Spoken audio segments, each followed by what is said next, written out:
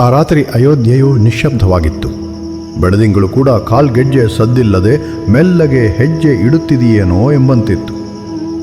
ದೇವಾಲಯಗಳ ಗೋಪುರಗಳಿಂದ ಹಿಡಿದು ಅರಮನೆಯ ಮಹಡಿಯವರೆಗೂ ಎಲ್ಲೆಲ್ಲೂ ದೀಪಗಳು ಬೆಳಗುತ್ತಿದ್ದವು.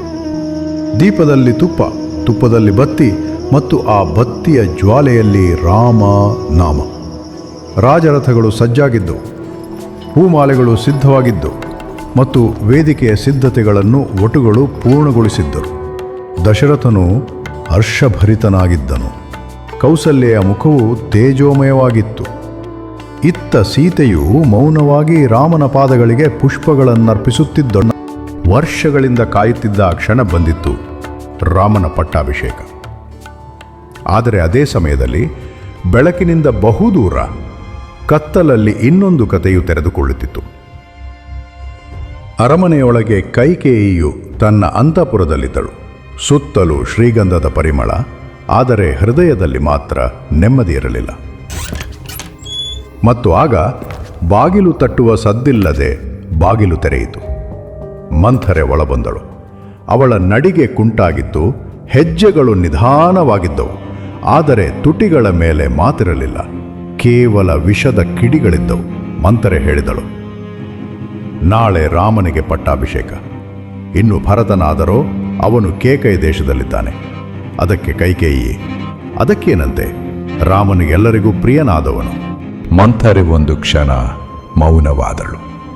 ನಂತರ ಕೈಕೇಯಿಯ ಹತ್ತಿರ ಸರಿದು ಕಿವಿಯಲ್ಲಿ ಹೀಗೆ ಪಿಸುಗುಟ್ಟಿದಳು, ರಾಮನು ರಾಜನಾದರೆ ಕೌಸಲ್ಯ ಪಟ್ಟದ ರಾಣಿಯಾಗುತ್ತಾಳೆ. ಇನ್ನು ನಿನ್ನ ಗತಿಯೇನು? ಆ ಮಾತುಗಳು ಸರಳವಾಗಿದ್ದರೂ ರೇಷ್ಮೆ ವಸ್ತ್ರದಲ್ಲಿ ವಿಷವನ್ನು ಬಚ್ಚಿಟ್ಟಂತೆ ಕ್ರೂರವಾಗಿದ್ದವು. ಅವಳು ಕೈಕೇಯಿಯ ಮನದಲ್ಲಿ ವರಗಳ, ಅಧಿಕಾರದ ಮತ್ತು ಅಭದ್ರತೆಯ ವಿಷಬೀಜವನ್ನು ಬಿತ್ತಿದ್ದಳು. ಕೈಕೇಯಿಯು ದಿಗ್ಭ್ರಾಂತಳಾದಳು. ಅವಳು ತಿರುಗಿ ಮಂಥರೆಯತ್ತ ನೋಡಿದಳು.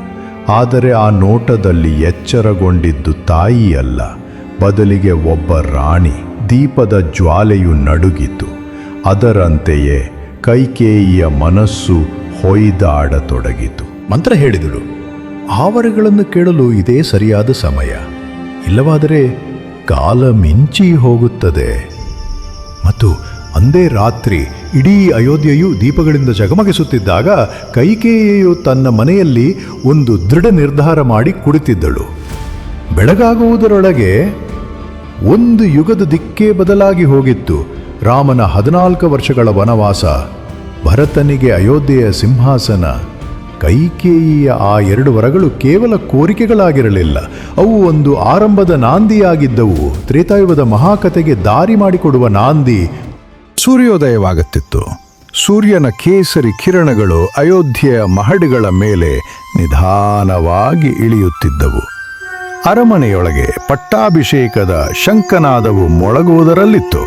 ಆದರೆ ಅದೇ ಕ್ಷಣದಲ್ಲಿ ಚಂದ್ರನಂತಹ ಮುಖವೊಂದು ರಾಜಸಭೆಯ ದ್ವಾರದಲ್ಲಿ ಬಂದು ನಿಂತಿತು. ಅದು ರಾಮನ ಮುಖವಾಗಿತ್ತು. ತಂದೆಯವರು ಕರೆಸಿದ್ದಾರೆ ಎಂದನು ರಾಮ.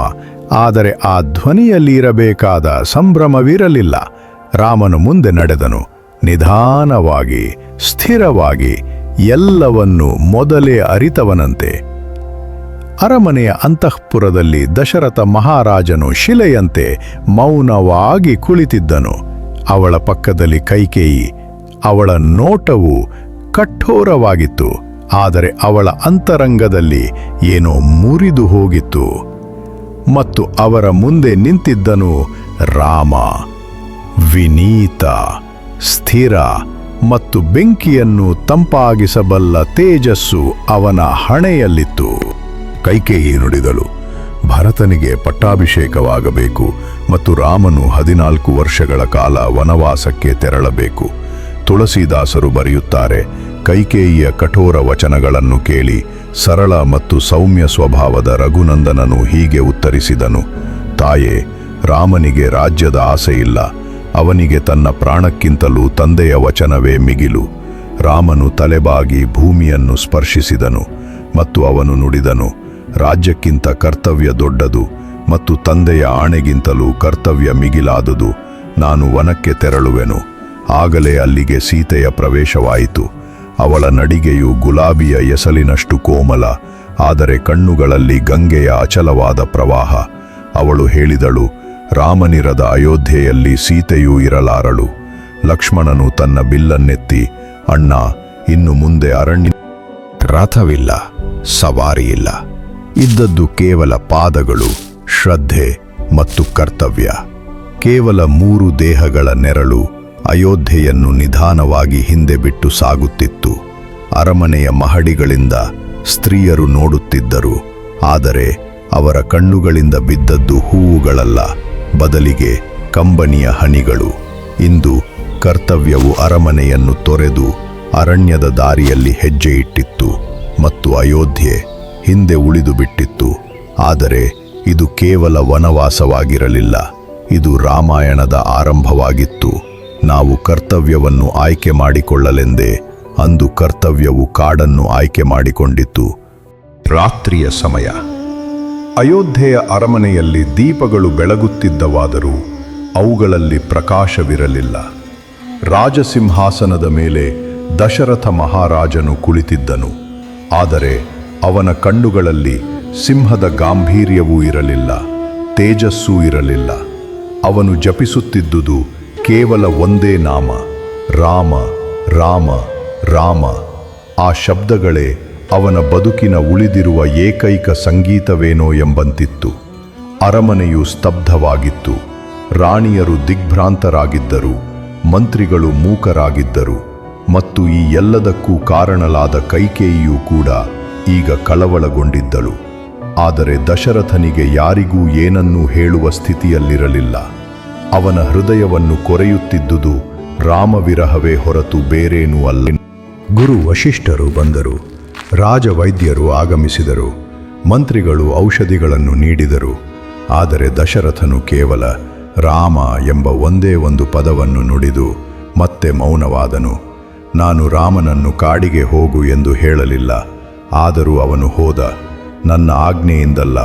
ಕೆಲವರು ನೀರನ್ನು ಕೊಟ್ಟರು, ಕೆಲವರು ಗಂಧವನ್ನು ಹಚ್ಚಿದರು, ಇನ್ನು ಕೆಲವರು ವೇದ ಮಂತ್ರಗಳ ಘೋಷದಿಂದ ವಾತಾವರಣವನ್ನು ತುಂಬಲು ಪ್ರಯತ್ನಿಸಿದರು. ಆದರೆ ದಶರಥನ ದೃಷ್ಟಿಯು ಶೂನ್ಯದಲ್ಲಿ ನೆಟ್ಟಿತ್ತು. ರಾಮನು ಹೊರಟು ಹೋದ ನನ್ನ ಕಣ್ಮುಂದಿನಿಂದ, ಆದರೆ ನನ್ನ ಆತ್ಮದಿಂದ ಅವನು ಹೇಗೆ ತಾನೇ ದೂರವಾದಾನು.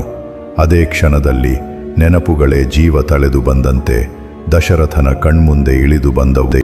ತನ್ನ ಮಡಿಲಲ್ಲಿ ಆಡುತ್ತಿದ್ದ ಬಾಲರಾಮ, ಕೈಯಲ್ಲಿ ಬಿಲ್ಲು ಹಿಡಿದು ಹಿಂದೆ ಓಡುತ್ತಿದ್ದ ಲಕ್ಷ್ಮಣ, ರಾಮನ ಪಾದಗಳಲ್ಲಿ ಭಕ್ತಿಯನ್ನು ಅರ್ಪಿಸುತ್ತಿದ್ದ ಸೀತೆ, ಮತ್ತು ನಂತರ ಅದೇ ದೃಶ್ಯ, ವನಗಮನದ ವಿದಾಯ. ರಾಮನು ನಾರುಬಟ್ಟೆ ಧರಿಸುತ್ತಿರುವುದು, ಸೀತೆಯ ಅಚಲವಾದ ಸಹಚರ್ಯ, ಲಕ್ಷ್ಮಣನ ನಿರ್ಭೀತವಾದ ತ್ಯಾಗ. ಬೇಡ, ಇದ್ಯಾವುದೂ ನನಗೆ ಬೇಕಿರಲಿಲ್ಲ. ದಶರಥನು ಈಗ ಮೆಲ್ಲಗೆ ಪಿಸುಗುಟ್ಟಿದನು. ನಾನು ಕುರುಡ. ಒಬ್ಬ ಸ್ತ್ರೀಯ ಮಾತನ್ನು ಕೇಳಿ ನನ್ನ ಕಣ್ಣಂತಿದ್ದ ಮಗನನ್ನೇ ಕಳೆದುಕೊಂಡೆನಲ್ಲ. ರಾತ್ರಿಯ ಗಾಢವಾದ ಕತ್ತಲೆಯು ಅರಮನೆಯನ್ನು ಆವರಿಸಿತ್ತು. ದಶರಥನು ಇನ್ನು ರಾಮನಾಮವನ್ನು ಹೇಳುತ್ತಿರಲಿಲ್ಲ, ಏಕೆಂದರೆ ಅವನಿಗೆ ಇನ್ನು ಮಾತನಾಡಲು ಸಾಧ್ಯವಾಗುತ್ತಿರಲಿಲ್ಲ. ನಂತರ ಕೊನೆಯ ಬಾರಿಗೆ ಅವನ ತುಟಿಗಳಲ್ಲಿ ಒಂದು ಕಂಪನ, ರಾಮ, ಮತ್ತು ಆ ಶಬ್ದವೂ ಕೂಡ ಬೆಳಗಿ ನಂತರ ನಿಧಾನವಾಗಿ ಆರಿಹೋದ ದೀಪದಂತಿತ್ತು. ದಶರಥ ಮಹಾರಾಜ, ಅಯೋಧ್ಯೆಯ ಅರಸ, ಸೂರ್ಯವಂಶದ ದೊರೆ, ರಾಮನ ತಂದೆ ತನ್ನ ಕೊನೆಯುಸಿರೆಳೆದಿದ್ದನು. ಇಡೀ ಅಯೋಧ್ಯೆಯೇ ಕಣ್ಣೀರಿಟ್ಟಿತು. ಗಂಟೆಗಟ್ಟಲೆ ಶಂಖವು ಮೊಳಗಲಿಲ್ಲ. ಘಂಟೆಗಳು ಮೌನವಾಗಿದ್ದವು. ರಾಜಬೀದಿಗಳು ನಿರ್ಜನವಾಗಿದ್ದವು.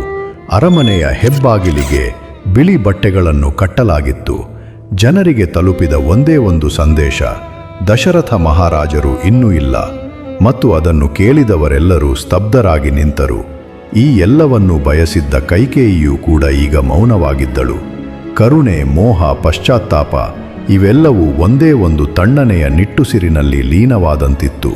ಕೊನೆಗೆ ಅವನ ಪಾರ್ಥಿವ ಶರೀರವನ್ನು ಹೂವುಗಳಿಂದ ಅಲಂಕರಿಸಲಾಯಿತು. ಬ್ರಾಹ್ಮಣರು ವೇದಮಂತ್ರಗಳನ್ನು ಪಠಿಸಿದರು. ಗುರು ವಶಿಷ್ಠರು ಅಂತ್ಯಕ್ರಿಯೆಯ ವ್ಯವಸ್ಥೆಗಳನ್ನು ಮಾಡಿದರು. ಆದರೆ ರಾಮನಿರಲಿಲ್ಲ. ಮತ್ತು ಇದೇ ದುಃಖವು ದಶರಥನಿಗೆ ಸಾವಿಗಿಂತಲೂ ಹೆಚ್ಚು ನೋವನ್ನು ನೀಡಿತ್ತು. ಇದು ಕೇವಲ ಒಬ್ಬ ರಾಜನ ಸಾವಾಗಿರಲಿಲ್ಲ, ಇದು ರಾಮ ವಿರಹದಿಂದ ದಹಿಸಿ ಹೋದ ಒಬ್ಬ ತಂದೆಯ ಸತ್ಯವಾಗಿತ್ತು. ಆ ತಂದೆ ಪ್ರತಿದಿನ ತನ್ನ ಮಗನನ್ನು ಕೂಗುತ್ತಾ ಕೊನೆಗೆ ಅವನ ಹೆಸರಿನಲ್ಲೇ ತನ್ನ ಪ್ರಾಣವನ್ನು ಅರ್ಪಿಸಿದ್ದನು.